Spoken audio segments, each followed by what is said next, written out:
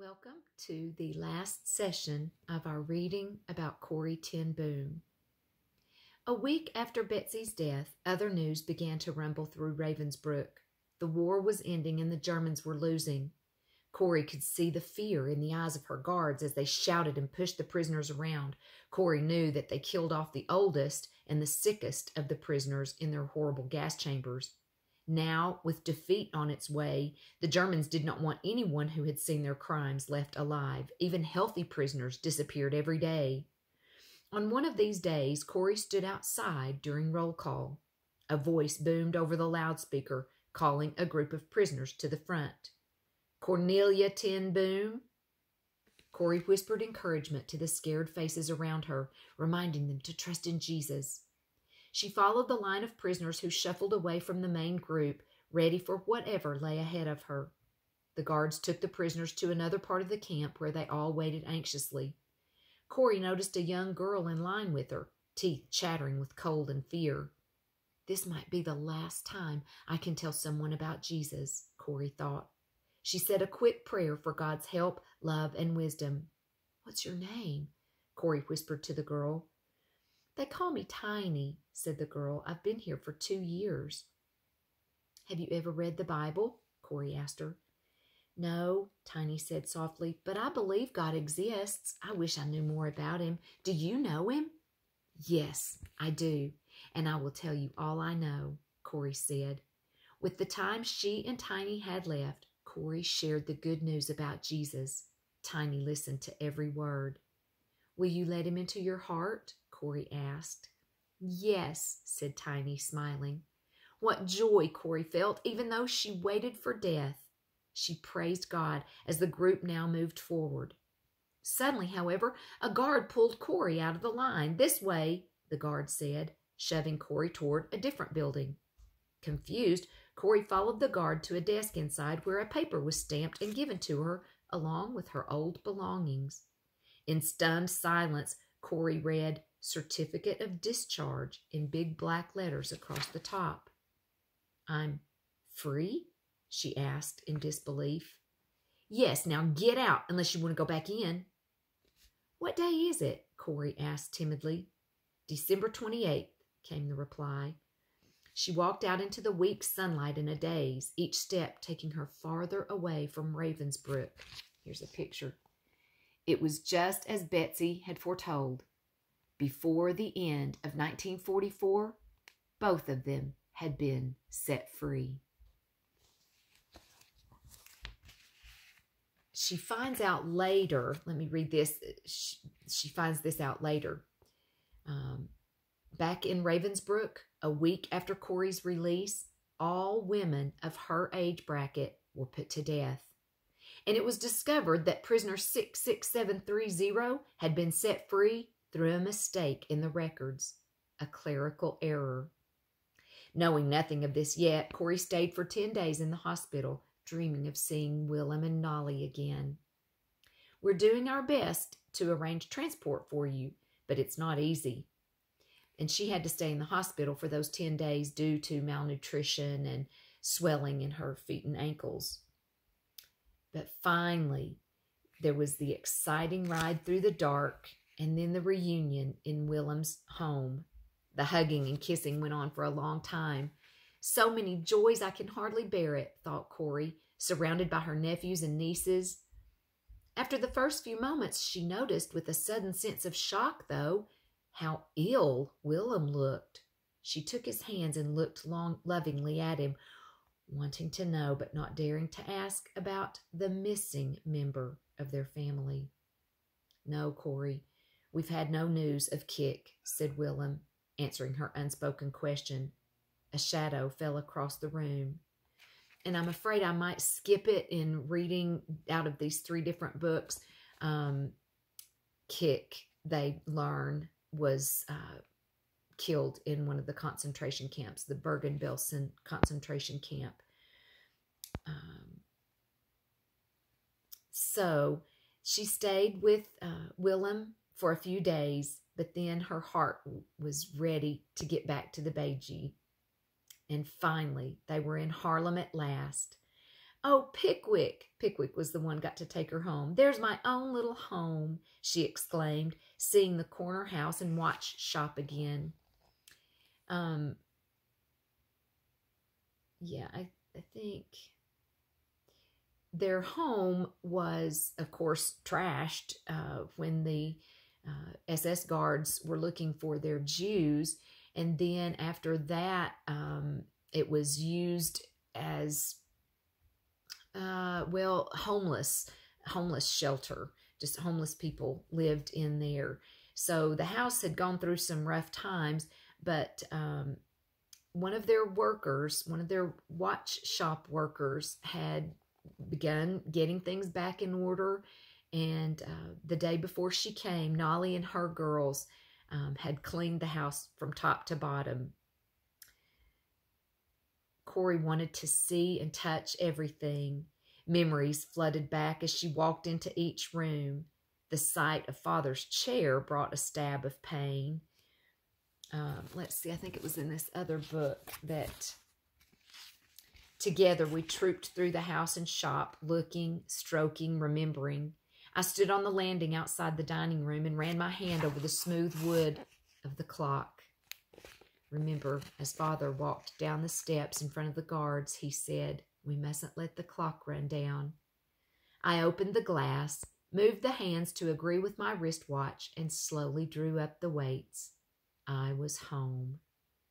And yet, over the coming weeks and months, I began to feel restless. I began to think of the work that Betsy had said would need to be done. So much work to do. Corrie grieved for the people of Harlem. So many were homeless. The city's disabled were uncared for, and every home felt the painful impact of war. Corrie quickly went to work. With the help of her sister Nolly, who was still in Harlem, she opened up the Beijing to serve the needy people of the city. As in the days when she had the Red Cap Club, the old house was once more open to those in need.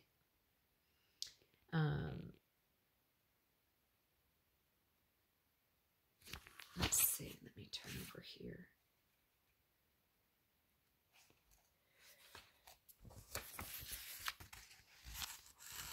So you remember, Betsy had a vision of them having a home in Holland where people could be cared for, that had been injured by the war, injured internally more than anything. And so that very week, I began to speak. Through the streets and suburbs of Harlem, I bumped on my bicycle rims, bringing the message that joy runs deeper than despair. It was news that people needed to hear that cheerless spring of 1945, when no tulips turned fields into carpets of color. The people had had to eat the tulip bulbs. There were no beautiful trees left. They had been cut for fuel. Where once there would have been a meadow with some cows in it, those cows had long been eaten for food. In churches and clubs and private homes in those desperate days, I told the truths Betsy and I had learned in Ravensbrück. At these meetings, I spoke of Betsy's first vision, a home here in Holland where those who had been hurt could learn to live again unafraid. At the close of one of these talks, an elegant lady came to me. Mrs. Behrens de Haan, whose home in the suburb of Bloemendaal was said to be one of the most beautiful in Holland, though I had never seen it myself. "I am a widow," she was saying, "but I have 5 sons in the resistance. 4 are alive and well. The 5th we have not heard from since he was taken to Germany. As you spoke just now, something in me said, Jan will come back, and in gratitude you will open your home for this vision of Betsy ten Booms." 2 weeks later, a small boy delivered an envelope to the side door with a single line, "Jan is home." Mrs. Behrens de Haan herself met me at the entrance to her estate. Together we walked up an avenue of ancient oaks meeting above our heads. Rounding the final bend, I saw it, a 56-room mansion in the center of a vast lawn. 2 gardeners were poking about in the flower beds. "We've let the gardens go," she said, "but I thought we might put them back in shape. Don't you think released prisoners might find therapy in growing things?" I did not answer. I was staring up at the gabled roof and the leaded windows. Such tall, tall windows. "Are there wood floors inside and a grand gallery around a central hall and statues set along the walls?" Mrs. DeHaan looked at me in surprise. "You've been here?" "No," I said. "I heard about it from—" "Someone who's been here?" she finished. "Yes," I said, "from someone who's been here." And then, in the second week in May, the Allies retook Holland. The Dutch flag hung from every window, and our anthem was played on the liberated radio day and night.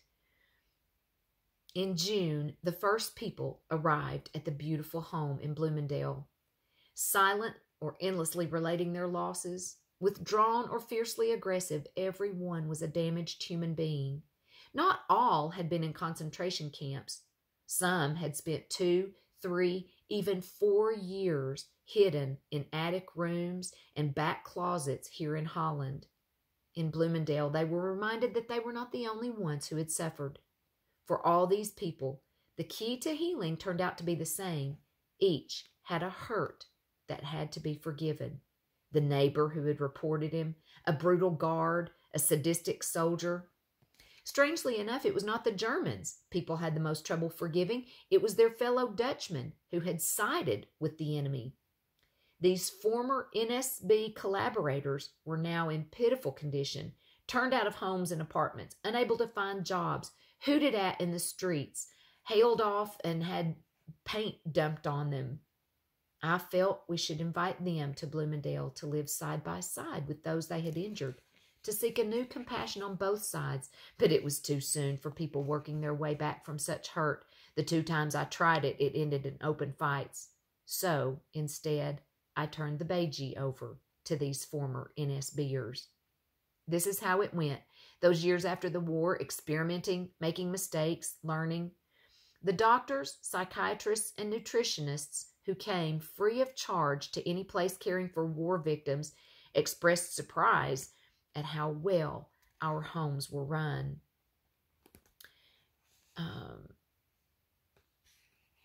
As I continued to speak, I traveled all over Holland, to other parts of Europe, even to the United States. But the place where the hunger was greatest was Germany. Germany was a land in ruin, cities of ashes and rubble, but more terrifying still, minds and hearts of ashes. A great weight hung over that land. It was at a church service in Munich that I saw him, the former SS man who had stood guard at the shower room door in the processing center at Ravensbrück. He was the first of our actual jailers that I had seen since that time. Suddenly it was all there, the room full of mocking guards, the heaps of clothing, Betsy's painful face. He came up to me as the church was emptying, beaming. "How grateful I am for your message, Fräulein," he said. "To think that, as you say, he has washed my sins away." His hand was thrust out to shake mine. And I, who had preached so often to the people in Bloomingdale the need to forgive, kept my hand at my side. Even as the angry, vengeful thoughts boiled through me, I saw the sin of them. "Lord Jesus," I prayed, "forgive me and help me to forgive him." I struggled to raise my hand, but I could not. Again, I breathed a silent prayer. "Jesus, I cannot forgive him. Give me your forgiveness." As I took his hand, the most incredible thing happened. From my shoulder, along my arm, and through my hand, a current seemed to pass from me to him, while into my heart sprang a love for this stranger that almost overwhelmed me. Here's another picture. I discovered that it is not on our forgiveness any more than on our goodness that the world's healing hinges, but on his. When he tells us to love our enemies, he gives, along with that command, the love itself. Many months later, a director of a relief organization came to see me. They had heard of my rehabilitation work in Holland. "We've located a place for the work," he said, "a former concentration camp." We drove to Darmstadt to look over the camp. Rolls of rusted barbed wire still surrounded it. I walked up a cinder path between drab gray barracks. And remember, Betsy had had a vision of this as well. "A concentration camp," she had said, "where we'll be in charge. No more gray walls, no more barbed wire, but window boxes and flower gardens." "So, window boxes," I said. "We'll have them at every window. The barbed wire must come down, of course, and then we'll need paint. Bright green, the color of things coming up new in the spring."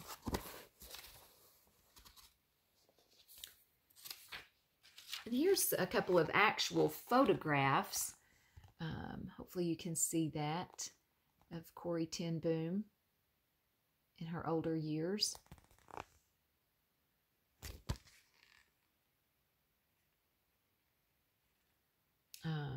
Looks like, and she traveled, I'm going to try to tell some of this. She traveled all over the world for nearly 20-something years. Well, let's just pick up right here.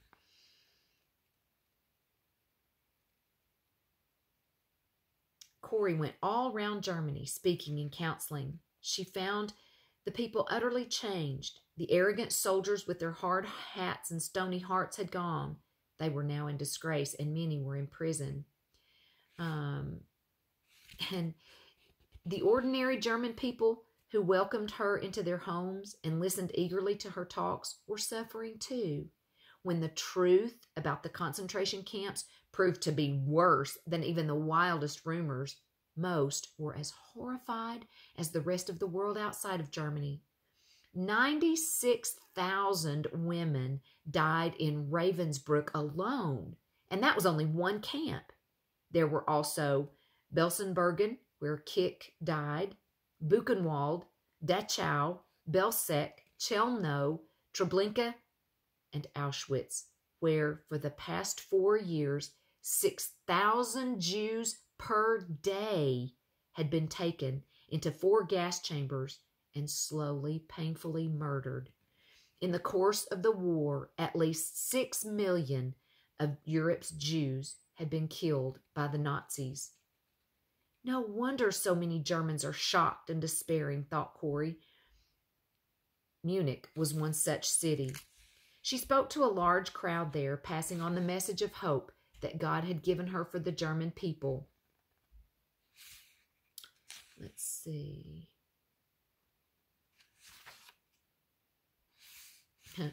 So one day, Corrie woke in a strange hotel bedroom. Just for a moment, she couldn't think where she was. Then she remembered the name of the town and the details of the meetings she would be taking. "I wonder how much longer the Lord wants me to live this gypsy life." Was it really possible that more than 30 years had gone since the war? She thought about those years of traveling, sometimes alone, sometimes with a close friend. Twice around the world, visiting every continent and more than 60 countries.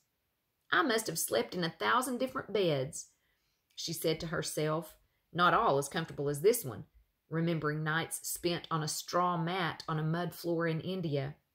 So many different meetings, she thought.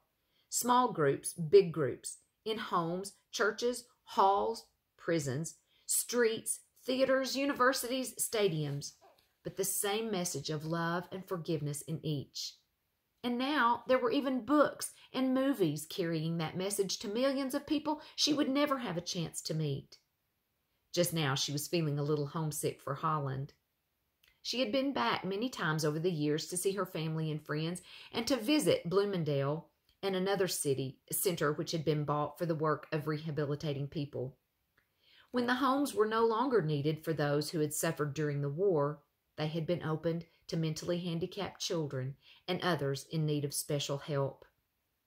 Willem had contracted tuberculosis in his prison stay and died not long after the war. And Nolly was gone now, too.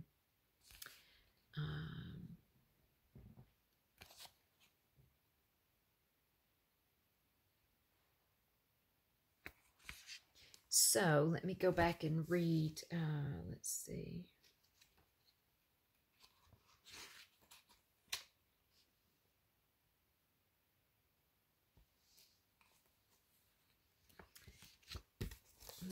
I've got one more little thing there. Let me see if I've read everything here.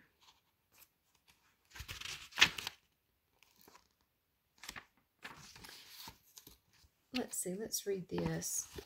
Working with a committee of the German Lutheran Church, Corrie opened the camp in Darmstadt as a home and place of renewal. And that's the one I was telling you about, the former concentration camp. It functioned in this way until 1960, when it was torn down to make room for new construction in a thriving New Germany.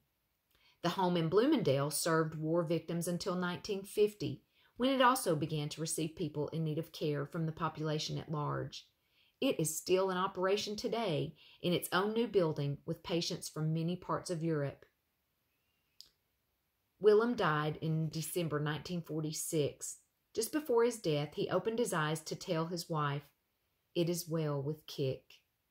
It was not until 7 years later that the family learned definitively that Kik had died in 1944 at the concentration camp in Bergen-Belsen. Today, a 10 Boom Street in Hilversum honors Kik.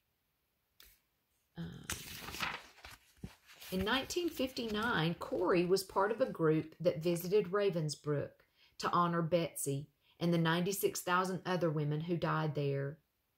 There it was that Corrie learned that her own release had been part of a clerical error. 1 week later, all women her age were killed. When in 1968, at the age of 76, Corrie still traveled ceaselessly, speaking to people about Jesus. Again, I think I said this, her work took her to 61 countries, sharing the truths the sisters learned in Ravensbrück, that Jesus can turn loss into glory. And then finally, in her mid-80s, in her mid-80s, failing health brought an end to Corrie's missionary journeys. Friends provided Corrie a house in California, but even bedridden, Corrie never stopped witnessing about God's love. If you came to cheer her up, you would be the one that would leave that bedroom, spirit mysteriously and gloriously renewed. At 11 o'clock at night, on her 91st birthday, April 15th, 1983, Corrie, in the phrase she had always used, went home at last. What an amazing, amazing story. When I sit here and read this, I think, wow, Lord, what am I doing for you? Corrie witnessed at every opportunity she had. So that's what I said. That's why we read about her as a missionary. If anybody has been a missionary, it was Corrie ten Boom. Thank you for your attention. I hope you've enjoyed it as much as I have. Can't wait till we can be back together.